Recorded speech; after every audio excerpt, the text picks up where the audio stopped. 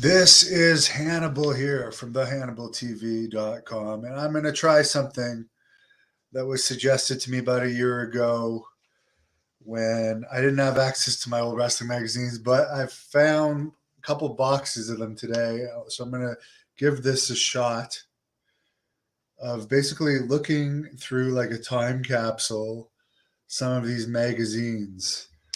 So this one we got Jake the Snake on the back. This is from January 1993. This cost $250 US, $350 Canada, £195 in the UK. We got Hulk Hogan and Earthquake on the cover. We got the Dangerous Alliance, Stunning Steve Austin, Arn Anderson, Larry Zbyszko, who did an interview on this channel last week, Ravishing Rick Rude, who's dead, Bobby Eaton, who's dead. And there's Sting with Rick Rude and a modified Camel Clutch. We got the Steiner brothers, Rick and Scott. John Tenta, Earthquake, is also dead, by the way. And we got Ric Flair, who is showing some stuff off. It says Ric Flair's Other Life. Now, I seriously did not open this. It was literally the first magazine on top of the pile, and I'm not going to go through it all. Speaking of dead wrestlers, Crush. And this is from 29 years ago. I asked Barry Darso about this. Did anyone else find it funny that when Crush left Demolition, it seemed like other than Doink, the main person Crush always wrestled was Smash, which I found really weird. Oh, good prediction here. Steve Austin, not just stunning, just outstanding. And this is before he went on to become huge. Hulk Hogan's retirement. Why WWE will never let him retire. Well, he went on to wrestle for WCW after this came out, actually the following year. Now, I'm not going to read through all of this. There's an interview here with Paul Heyman sporting a fine mullet, and Larry Zbyszko, who has aged very well, by the way. He still looks pretty much the same as always. We got pictures of Coco Beware and Norval Austin and Jerry Lawler with Bob Smith. And back when it's crazy, you had to actually buy these videos, right? In those days, some of the prices of these videos, like $39.95 for Best of Starrcade, $39.95 for Super Brawl. My God. Crazy prices. I don't know. This is why I used to rent videos. Here, this is funny. They're imagining Bret Hart versus Owen Hart, which actually ended up happening.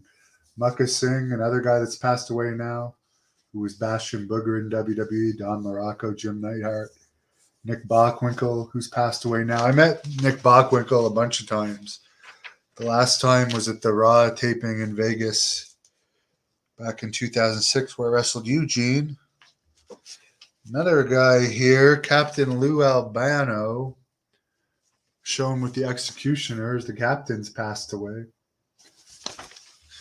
Then what we have, Papa Shango, where they're complaining that his voodoo stuff is too much of a substitute for actual wrestling in the WWE. If you remember the goo that was coming and some of this stuff with that, and they also put the Honky Tonk Man there as an example of the goofiness of WWE. There's been a lot worse goofy stuff than Honky Tonk Man since. My buddy Jim Cornette with Tom Pritchard and Smoky Mountain Wrestling, which was operational during these years. Tom Pritchard has a podcast on this channel, Taking You to School, which, by the way, Pritchard's been working for the NWA as an agent, so he's been busy. Kurt, all top wrestlers hold certain people down. Danny, yes, Coliseum Video. Big time remembers when there was no internet and you had to rely on these magazines. Yeah, I mean, I remember. I used to love going to the grocery store with my parents because I would just read wrestling magazines the entire time that they would go grocery shopping. Here's my God, even like the lower wrestling tapes are still like $25. I have a crap load of wrestling VHS tapes that like I don't even have a VCR anymore. I'm either gonna find someone that wants to buy all of them or throw them out. Off the top rope, where they have an article on Bobby Heenan, where he was looking. Oh my God, Game Boy! I used to have this. I used to not only have Game Boy, but I had both of those games for Game Boy. Who else had Game Boy? Which I think I ended up giving it to my cousin. There's a Q&A with Sting. Here you see him with Cactus Jack, who was my favorite version of Mick Foley in WCW. And there he is against Nikita Koloff, who I have several interviews with on this channel. David, my puppy's right on the floor here sleeping. She's been prancing around through the snow. Yeah, the VHS tapes were crazy. We see Sting here with Vader, passed away, but I think I did one of his last extended interviews. Who else have we got with Sting? Sorry. I'm going to get better at this. Okay. Sting and Luger down there, and Sting and Rick Rude. Sting and Rick Rude was a good feud, but that was the feud where I believe Rude broke his back. Lots of Paul Heyman in here. Amazing that Paul Heyman with a cell phone there. Amazing that Paul Heyman is still a top manager today. I never liked Paul Heyman. I'll be perfectly honest. He used to be like the host of the Power Hour on TSN and the Dangerous Alliance. I guess I was somewhat of a Dangerous Alliance fan. I'm one of the few that likes Steve Austin more as Stunning Steve Austin. As we see some pictures of the Dangerous Alliance feuding with the Steiners and others here. But I don't know. He screwed over so many people. I don't know. They bring up WCW catching wrestling fever. Was this the tour in '93, or the UK catches wrestling fever for WCW's tour? Was this the tour where they had the Sid and Arn Anderson stabbing incident? I don't know. Kerry Von Erich still alive here. Yeah, they're showing Kerry. Was Kerry Von Erich in WCW? Because I'm seeing all these WCW stars. We see Steve Rico, who's also aged pretty well in England. But there's Gary Capetta with a WCW poster for England, and Paul Bear. Maybe they're mixing some WWE English tour stuff with WCW, because we also see The Undertaker here. It says The Undertaker is probably the most popular wrestler in England. Very interesting. Even back then, just after 1992, they're saying The Undertaker is possibly the most popular wrestler in England. There's a picture here of Terry Gordy with Rick Steiner. I believe this is from SummerSlam 92 with Animal pressing Erwin R. Shyster, the father of Bray Wyatt. He would have been just a kid. We see, it's funny. It's funny they put Bruiser. Oh no. Okay, yeah. Picture of Bruno Sammartino and Bruiser Brody and Ron Simmons and Rick Rude. It's funny around this time because news traveled so slowly and like in Canada, I don't even think it was ever reported well, or maybe in wrestling magazines and stuff that Brody had died. I mean, I remember like hearing the story for the first time in the late '90s, but like not knowing who Bruiser Brody is. But now with the internet and English and YouTube, it's so easy to see his career. There's one of the Moondogs getting vicious there against Jerry the King Lawler, Memphis, Tennessee. Story on the Edward Carpentier Lou Thez battle, which happened in the Chicago Amphitheater in 1957. All right, so here we go. Here's the Ric Flair story, where he's shown. This is funny. This is '93, and he still has a typewriter. Look at this. Look at Ric Flair's office with the typewriter in 1993.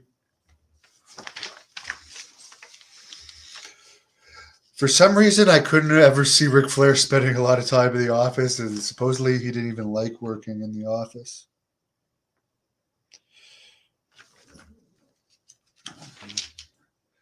Oh, here we go. I guess that's his secretary's typewriter. Why he even has an office, I guess I'll have to read this article to find out. But 1993, there were computers. I'm surprised, being the type of man that Ric Flair was. Although maybe this is a reprint of an older magazine, because that does not look like the 1993 Ric Flair. It's strange that this would be printed. Maybe it's a look back. There's nothing saying it's older. Maybe they just waited to print this. But I would find it hard to believe that in 1993 Ric Flair would still have a typewriter in his office. Have I met Mark Calloway? Yes, and I wrestled with him in the ring before a SmackDown in Montreal. Does that magazine have the top 5 contenders? We'll see. A lot of the ones I have do. Story on the Moondogs, which I was never a big Moondogs fan, to be honest with you. Oh, my buddy, Billy Jack Haynes with Road Warrior Animal in a headlock here. I never remember him wrestling the Road Warriors, but that's pretty cool. I actually just heard from Billy Jack Haynes a couple days ago. He was talking about maybe starting a podcast with me where we would do a podcast, but the problem is he for some reason it's difficult for him to figure out how to do these StreamYard things. Wallace says, I remember Jerry Lawler, and he wasn't even in WWE as a ringside commentator yet. I think he started in '93. From what I recall.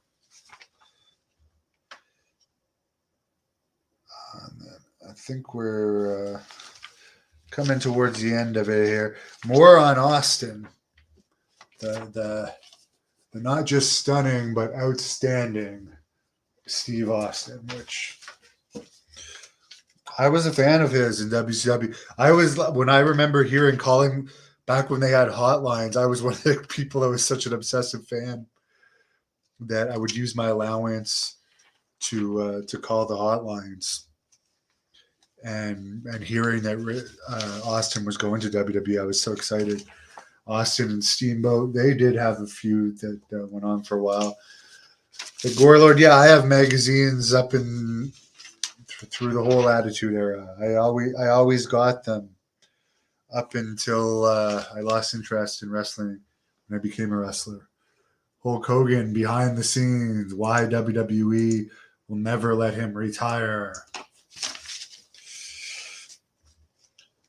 Because if you remember, they were doing an angle around WrestleMania 8 where they said he was going to retire. Then at King of the Ring 93, they did that angle where I guess Harvey Whippleman had the flash, and then Yokozuna beat him, and then he disappeared again, but he ended up in WCW.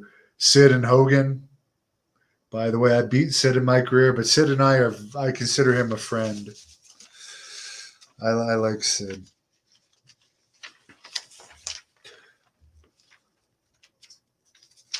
I guess this magazine is affiliated with Wrestle America and Pro Wrestling Illustrated. There's a little teaser on what's going to happen.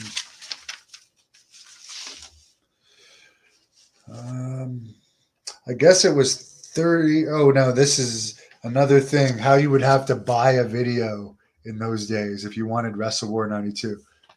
Okay, you'd have to fill out this form with your credit card information and all that and cut it out and mail it. Crazy to imagine that. Iron Man challenge match. Ricky Steamboat against Rick Rude. Interesting. I wonder if that was the predecessor to the Iron Man match. Shot of Macho Man Randy Savage in Japan.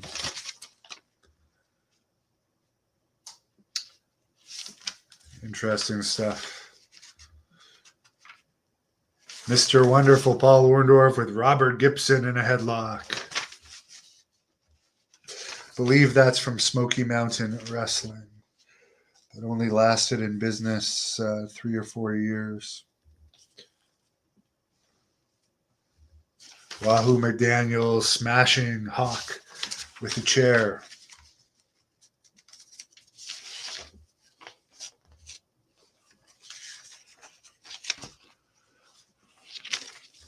Let's see what else. There's only a couple pages. Oh, there is the rankings page, by the way. Okay, I'll get into this. Vader about to powerbomb Sting. Scott Steiner with Dr. Death in a headlock. Let's look at the rankings. It's right at the back. The official rankings from Pro Wrestling USA with a picture of TL Hopper. All right. Let's look at the overall. The top 10 overall. They rank, strangely enough, Ron Simmons, WCW World Champion, #1. Rick Rude, WCW US Champion, #3.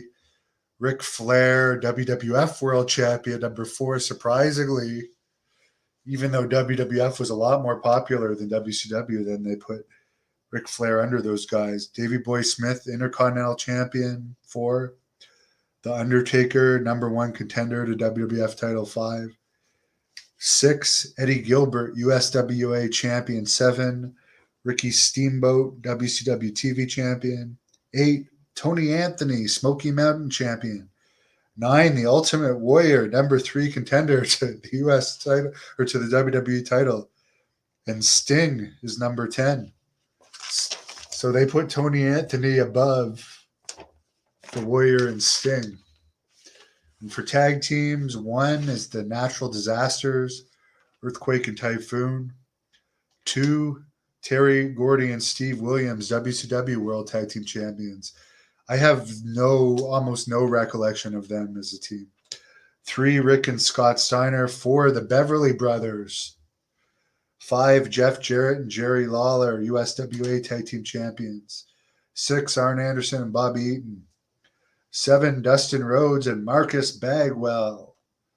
8, Erwin R. Shyster and Ted DiBiase. 9, the Nasty Boys. 10, Eddie and Doug Gilbert. Most popular: 1, Ron Simmons. 2, The Ultimate Warrior. 3, I can't ever, I'm sorry. Ron Simmons was never even close to more popular than The Ultimate Warrior. This is biased. Okay, any of you, give me an argument that Ron Simmons was ever more popular than the Warrior. But okay, they put 1, Ron Simmons. 2, The Ultimate Warrior. 3, Sting. 4, Randy Savage. 5, Jerry Lawler. 6, The Undertaker. 7, Ricky Steamboat. 8, Nikita Koloff. 9, Davey Boy Smith. 10, Jimmy Snuka. Wow, I guess I'd like to know where Jimmy Snuka was wrestling at that time. He must have just been finishing his WWE run, maybe in the Northeast Indies. But Ron Simmons, most popular. I mean, he was popular when he was WCW champion, but nowhere near Macho Man or Sting or the Warriors' popularity. And let's look at most hated. Number one, Rick Rude. Number two, Jake Roberts. Sorry, number one, Ric Flair. Number two, Jake Roberts. Number three, Rick Rude. Number four, the Mountie. Number five, Cactus Jack. Number six, Eddie Gilbert. Number seven, Shawn Michaels. Number eight, Steve Williams. Number nine, Rick Martel. Number 10, Big Van Vader. Martel, Vader should definitely be in the WWE Hall of Fame, as well as the Mountie, by the way.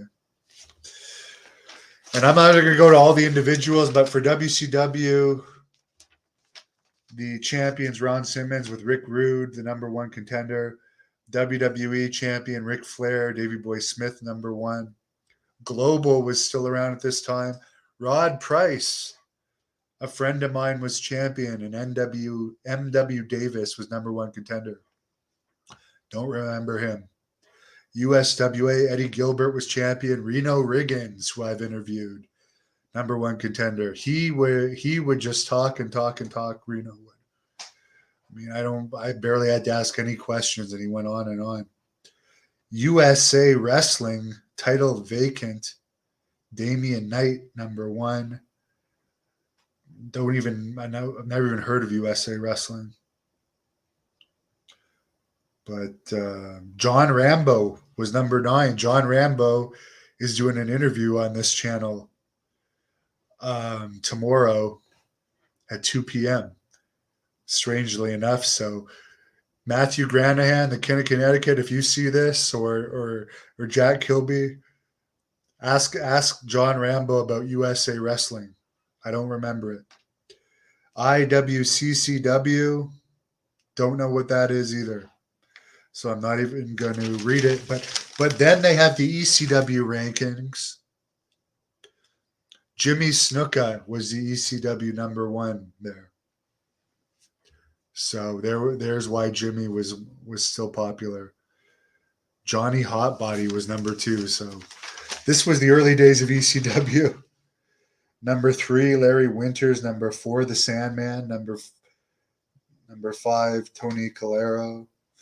So there was some ECW names on there, but and we even have WWC Puerto Rico. This is 93, shortly after Brody died. Invader was the champion.